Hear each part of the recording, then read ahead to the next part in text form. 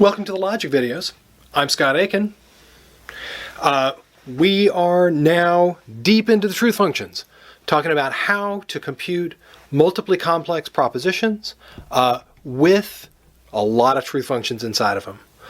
Recall that truth functionally complex propositions are propositions whose truth value is determined by the truth value of their component propositions. And recall that component propositions themselves can be complex propositions too. So let's take a look at a couple cases where we've got some truth values that are determined as true and false, and then some cases where we may not even know the truth value, because nevertheless can compute the truth value of the function given what we know about it. So let's start, and again, recall that we've got, that we'll use top of the alphabet as true, bottom of the alphabet as false, but one extra little wrinkle, we use the middle of the alphabet, your P, Qs, and Rs.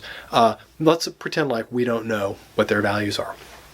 So let's say that we've got a really big proposition here that's overall a disjunction. We've got some A's, B's, and a Z. That's going to be false.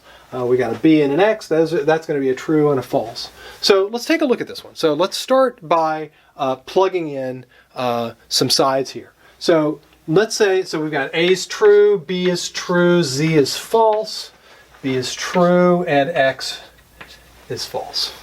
So let's start off by taking a look at what we can do here. So take a look. We've got a true and a false, so we're going to work from the inside out. A true and a false with a biconditional between the two of them. That is going to come out as false. Let's bring that true down. So true, horseshoe, false, that comes out as false. So we know that the left-hand side of that disjunction comes out as false. That's not enough information yet to determine the truth value of the disjunction, because if this side's false, it comes out as false, but if this side is true, it comes out as true. So we need to compute this side of the disjunction. We have a conjunction here between a true and a false. That gives us a false, right? So they both have to come out as true for the conjunction to come out as true. Now the next function is that negation. That comes out as true. So the two functions, the two truth functions for the components, for this function to be the major operator of that truth functionally complex proposition, that's a vel, that's a disjunction. So we have a false or true, given the fact that either side of a disjunction being true makes it true. This one comes out as true. So first big multiply complex proposition being computed. Now let's take a look. Before we do this big complicated one, let's look at a simple one. And a simple one with some undetermined truth values. So take a look at this one. This one's got an undetermined truth value. P horseshoe B. Now, that's question mark horseshoe true.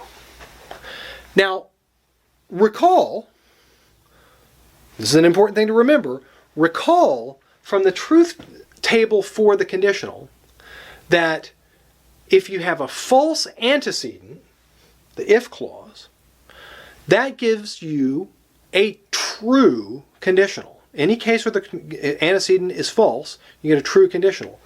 The same thing goes, by the way, with true consequence. A true consequent in a conditional will give you a true conditional. So there are two ways to make your conditionals true without even having to look at either of the two values of the other two components. False antecedents and true consequence will give you a true conditional. So regardless of whatever the antecedent of that conditional is, it comes out that that conditional is true because we know that the consequent is true.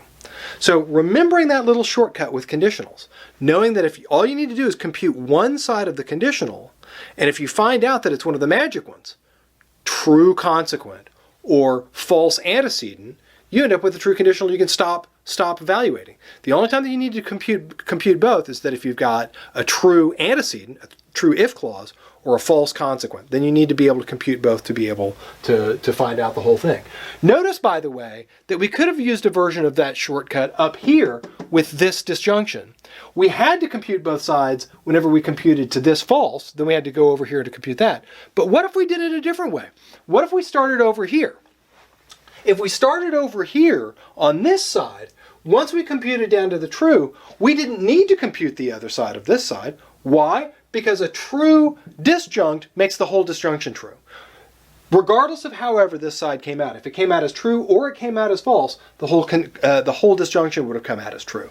So what's important here is to see that there are little shortcuts now that are starting to emerge. Once we start seeing how the complex truth functions work, we see little shortcuts to be able to say, now, once I see that this side is this way, I see that I don't have to even compute the other side because however it comes out, the function's going to come out this way.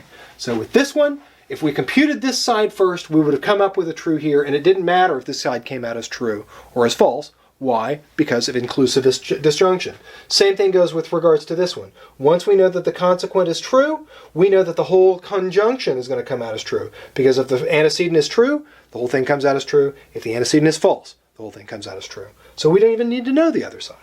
So, now, knowing that, let's now do this big one. Right? It's overall a conjunction, so let's see if we can find a quick way through. Well, this looks like a more easily computed antecedent, so let's see if that antecedent comes out as false. If that antecedent comes out as false, we have a great circumstance for us. So, Q or Y, question mark, or false.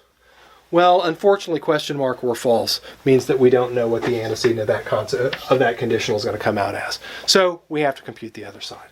So, let's start over here. Q and Y. That's a question mark and false. Given the fact that conjunct is false, the whole conjunction is going to come out as false. Notice, by the way, that that's a conjunction with all this other stuff over here. That's now going to come out as false. It doesn't even matter what's over there, right? Because no matter how that comes out, this whole thing over here, whatever that comes out as, if that comes out as true or if it comes out as false, the whole conjunction is going to come out as false. Why? Because I've got a false conjunct over here. Now that I've got that, the last thing to compute is that negation. A negation of the false conjunction here gives me what? It gives me a true. Now that I see that I've got a true consequent, what do I know about this conditional? Well, it's one of those magic conditionals. Once you know that the consequent is true of a conditional, you know that the whole conditional is true. So as a consequence, we've now been able to compute the truth of this conditional without even knowing the truth value of its antecedent. Next time, we're now going to be working on being able to get natural language into this formal language so that we can start testing our arguments.